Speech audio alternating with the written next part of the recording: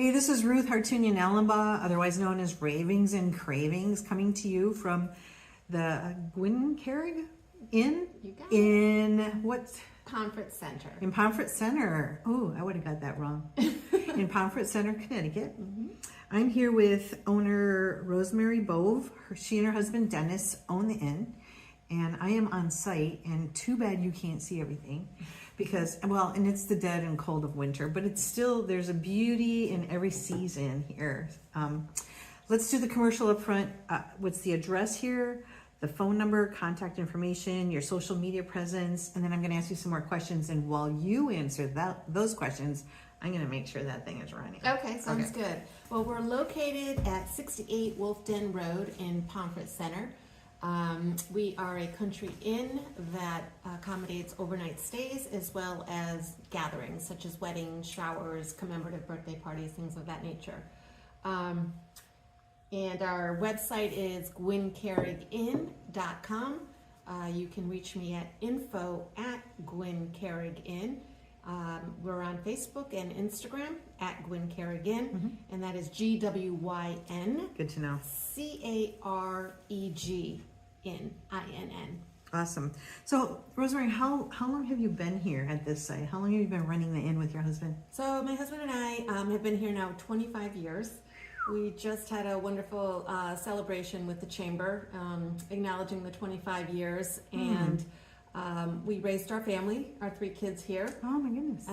So they were part of the growing business experience, and now they are all, they fled the coop. They're all married, having children, so, but not too far away. Wow. So 25 years, and I honestly, I pride myself in knowing the area of the state I live in, but I did not know about this until my son and his girlfriend said they were coming here for a wedding, right? So you do weddings on site? We do. We have, we cater to one wedding a weekend. We do operate seasonally as well. So it does limit our number of weddings to host. But we only cater to one wedding a weekend, so it really gives the flexibility of the couples to let us know when they wish to start. Our guest rooms are open to just their family and friends. If they choose not to take the rooms, then they go empty, but it's really an exclusive experience. Wow, that makes it more special, and it also takes a little worry out, because if you're competing with other people for space and things like that, right? Nope, there's no rush. While their guests have a 5-hour reception period to come and enjoy, they can marry prior to and then the 5 hours. But the couple and the bridal party, they can come as early as they need to get ready, understanding there's a lot of prep work involved. Yeah, there is. So talk about some of your features that you like people to know about as far as coming here, sell me on the inn.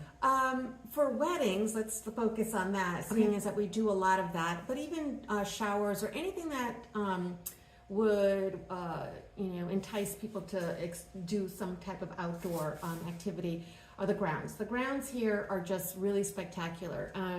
We have, in season, the gardens are in full bloom. We have perennial gardens. I add obviously annual color with some annual flowers. We have blooming trees, I should say, during the springtime, and even our rhododendrons that are probably 75 to 100 years old. Oh wow, that must be stunning. Yeah, when they're blooming. Two times during the season do they bloom. A few varieties of them here. But we have a Spanish garden, enclosed stone wall garden, where lots of weddings take place. Cocktail hour takes place. We do ceremonies outside in the gardens. I mean, the couples will choose and we set up. We have receptions outdoors as well. We rent a number of tents, so there are garden style receptions that we host. And we try to phase the day, from one area of the grounds to another, and then ultimately wherever the dinner is and the dancing. So we try to maximize the use of the grounds as additional space. So as far as history of the inn, How old is it? It was built in 1760. 1760. Yeah, It, so it doesn't look that old. no, It looks really good, yeah, actually. it's, I want to look that good. I know it has a really good bones. It's very solid structure. When we came in 1999, just a lot of cosmetic upgrades, just being unoccupied for about 2-3 years. No heat settles into the walls, and we've got cracks and whatnot. So we just took it room by room. But in the late 1700s, the Osgood family lived here for over 100 years. Oh, wow. And it was a working farm, close to 300 acres. And when they sold the place, this wealthy woman and her husband came in, and they made it the remnants of the estate that we see today. But they had 25 groundkeepers to maintain the grounds. Is that how many you have today? Yeah, of course. For all your gardens? No, I wish I need to seek some volunteers. But anyway, they were the ones responsible for creating the English garden, the Spanish garden, a Japanese garden, Italian garden. Wow, I need to come back here when things are blooming. Yeah, they traveled to Europe frequently, and they were very much influenced by their travels. Anyway, they traveled and were very much influenced by their travels, and came back and replicated these gorgeous European gardens. It's amazing. So when you look in the backyard, it's full of woods right now. Beautiful landscaping first and foremost, and a beautiful almost 3-acre pond back there. But where you see woods, where there are now mountain bike trails, where it's just all manicured property. There's remnants of a large, oversized built-in pool, maybe a quarter-mile walk into the woods that was made of granite and marble. It was just an experience here. Yeah. So were you and your husband always in the hospitality type of world? So like you've been here for 25 years. Like before that, were you still in that world? Yeah, so when my husband and I started dating back in the 80s, we used to always go to B&Bs and inns. So we always said, when we retire, we're going to own an inn. We should go to Vermont and buy an inn. But that was the dream. Obviously, it came sooner, and my husband is, in the waterworks industry. I have had 38 plus years with the Office of Tourism. Yes, the state of Connecticut. Were you there when they first formed? Or? So the Office of Tourism was always housed in the Department of Economic Development. And then they merged with the Department of Housing and became the Department of Economic and Community Development. And then they removed the housing element, but still remained as DECD. But I've always worked in tourism, marketing and tourism. I ventured into other industry cluster areas that the agency was forming, but tourism and hospitality was always my passion. Oh, is this in your blood? I think. So it is, yeah. So this is it's fun to now get reacquainted with constituents that I've worked with over the years, and just stepping into the other side of being the business owner and being able to collaborate with other businesses versus being on the state level. So would I be considered a constituent? You would be, yes. And, and I love the way our circles have crossed once again. We have now intersected. Yes, once again on a different level. Yeah. Ruth, because you used to volunteer with the Big E. The Big E. That was huge. And here, as we're looking at each other over the years, I know you. I know her. Where do I know her from? Plus, so when I saw her name, my daughter's name is Rosemary. So you don't forget. I don't forget. My middle name is Rosemary. Oh, okay. We don't forget these kinds of things. No, that's very unusual, very uncommon. Well, you have one of the newest innkeepers sitting on the floor here. Would you like to bring him up and introduce him to everyone? Sure. I'm going to check the camera and make sure we're going. Yeah. So this is Bodie. Bodie is the newest addition to the Gwen Careg family. Bodie is 13 weeks old. He just came from Texas. I picked him up 2 weeks ago. So cute. And he is in training. The Gwen Careg Inn has always had a Cocker Spaniel as part of the inn experience. And Bodie is probably going to be, with us, I hope, for over a decade. And anyone who comes to the inn will be greeted by Bodie. He's learning not to jump and just not to bark and just welcome everyone who comes through. So he's doing good so far. Yeah, he's doing good. Very I mean, friendly. and hopefully you didn't know he was here, but he's got his little bone. So cute. He's just in the teething stage, and but anyways, you'll meet him one day. So Rosemary, talk about the food aspect, the catering aspect of art, as far as bringing that element into the inn. What are the things that you can do for people who come here? Yeah, so we try to make it we streamline the experience and the planning here at the Gwen Careg. We have always worked with one exclusive caterer for all our events. And over the years, obviously, we've changed a couple times, only because not parting ways in a negative way, but we worked with the mansion at Bald Hill, for instance, the chefs that were there, and then they built that banquet facility, and they had to focus on securing weddings there. So that was a real sad departure for both sides, because we became very much like a family. But understanding the need to run a business over there as well as here, we secured another caterer. So we work with Matthews Catering out in Plainfield. Matt is a delightful business owner, chef, friend that we've been working with now for a few years, and he and his staff are just so professional. They come and they utilize our kitchen, which is a commercial kitchen. Oh, nice. That's lovely. A lot of the food is maybe prepped off-site, but is finished here. So it's really hot and delicious and plentiful, and he does a fantastic job. All right, as promised, I said part 2, you would talk about some of the menus and some of the food that you've had here, because Ravings and Cravings, we're all about food here. Yeah. So talk about that. So when couples come here, obviously they have, they get a menu that offers a lot to choose from. But if I was to break it down very simply, they will get 4 to 5 past hors d'oeuvres, a stationary appetizer table. They have the selection of various proteins and sides, vegetables and starches, just keeping it very simple, as well as a choice of salad and then rolls. Because of the grounds here and the settings, many couples choose the buffet style just to get their guests up and moving.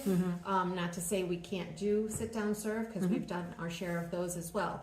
But we also have brunch menus, we also do lunch menus. If someone wanted to do like a graduation party or a baby shower, and they wanted to do something like that, this is... Exactly, yep, we can...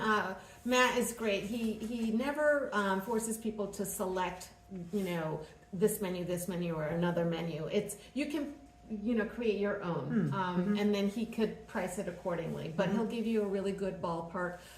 Typically, I am the conduit with the caterer. We always like to stress to our guests that we're one team. So.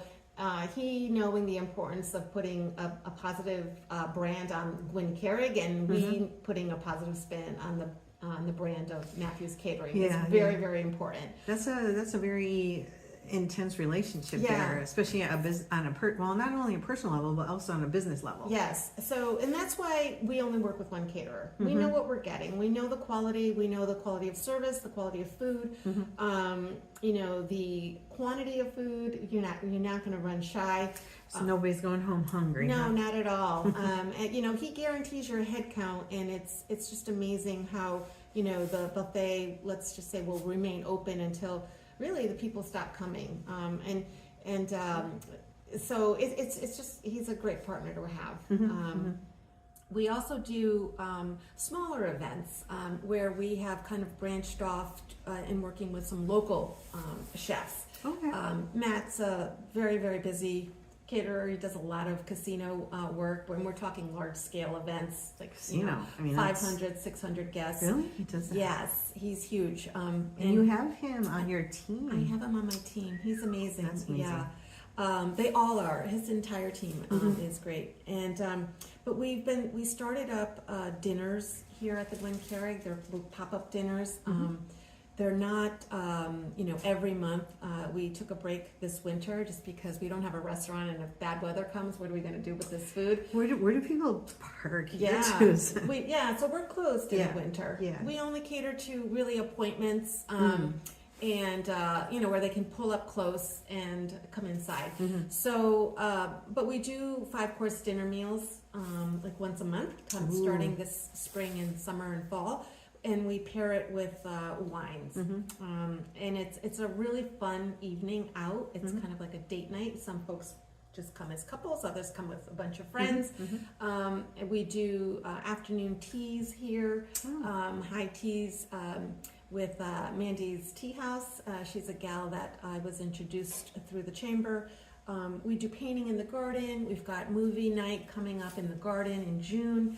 So how do people find out about like what your upcoming schedule is? Where do they go to find out that? So we do a lot of social media posts. I have routine posts going up Monday, Wednesdays, and Fridays, and we're going to be utilizing Tuesdays and Thursdays for our additional events. So is it Facebook? Is it website or where? It's Instagram and Facebook. Instagram. And Instagram, your handle is what? Is it? It's at Gwen Careg Inn. Okay, all right. You want to spell it again for people who just kind of joined us later? No While problem. I play with the Poochie here. He's so cute. It's Gwen Careg Inn is GWYN. Careg Inn.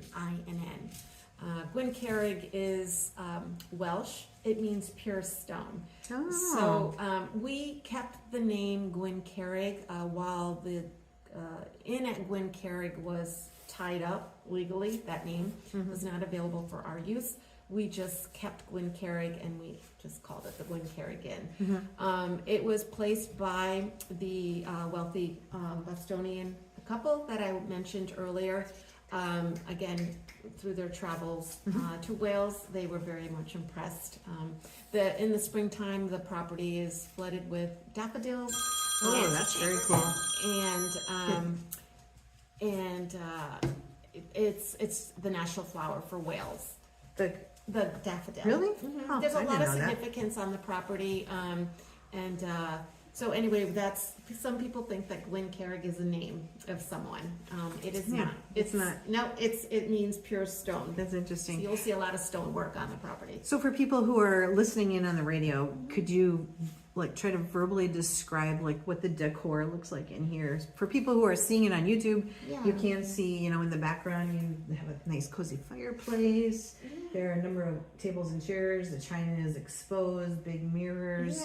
You can see it on YouTube, but for radio people. Yeah, so it's a colonial revival structure, and the interior is it's heavily used by a lot of people. So while initially I was decorating with the existing furniture that was here and bringing in furniture too, I was kind of sticking to the antique, and that was concerning because when you've got a lot of people coming through the house and utilizing it, there's some wreckage. Breaking, accidents happen.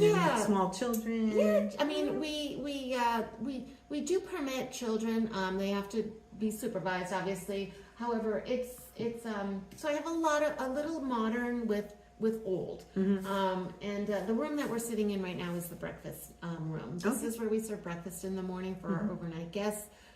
This is the area where they come in and help themselves to coffee, tea, and any, before breakfast is served. We also have the guest pantry, which is just off this room, where guests can help themselves to snacks on the counter, bottles of water in the fridge, and any items that they may bring in. Anything that they need from me, I create like the junk drawer, if you will. The scissors, the tape, the notepads, and things that I've been asked over the years. But it's a very comfortable setting. Every guest room is decorated very differently. Can you see those on your website? Are there pictures of those? You can. The website is in the process of being revamped. And so I do have some beautiful photographs taken by a local photographer, and So I'm excited to have that put up. But come on by, you know, just come on by. My name is Rose, and I'd love for you to just come out and meet me. And I'm happy to show you what we have here. So, you know, I drove in from Willimantic. From Willimantic, it's about a half hour. It's not that far. No. So, you know, for people who have events that they wanted to do and have it in a little bit remote setting, somewhere where it's a little more spacious, and I mean, I can't wait to see what it looks like when it's blooming. Although I like winter a lot, and I think the sparkling Snow. ice and snow are still the blue beautiful. Sky, yeah, it showcases Gorgeous. beautifully every season, and it's amazing when we book weddings during this time of year. They use their imagination, and thank God for Instagram, you know, and so you Facebook. have. So there's lots of photographs for couples to view, but it's you know, it is. When you do get here, I'll say it's worth the trip, you know, because you're not going to find a place like this really anywhere in the nearby area. And that's not tooting my own horn. It's what we're trying to preserve here. It's when you pull up into the driveway, you see a white colonial revival house, but then when you get out and you get exposed to the gardens in the backyard, it just explodes with different tiers, greenery, where tents are put up, where we do cocktails on the patio or in the garden. We can do ceremonies. Yeah, I'm only seeing a little tiny bit of it right here. Yeah, so there's a lot more that meets the eye. So to wrap things up, what is it that you would like people to know about Gwen Careg? So we're accessible. Okay, there we you know, go. The community is my goal since I've retired is to get the Gwen Careg name out there. So the chamber has been fabulous as far as networking, working with them, offering the Gwen Careg as a venue to host a number of different things, getting people into the building so they know that I'm here. My husband and I are here. He still works full time, so this is really kind of my baby right now. But since I've retired, it's amazing how much more involved I can become and how much more exposed it has become to the locals. Nice. Well, this is Ruth Hartunian-Ellenbaugh, otherwise known as Ravings and Cravings, here at the Gwen Careg Inn with Rosemary Bove. It has been a pleasure to be here. Thank you. I might peek in your yard before I leave. Yes, absolutely. But I'm going to sign off today here on Good Company, WILI.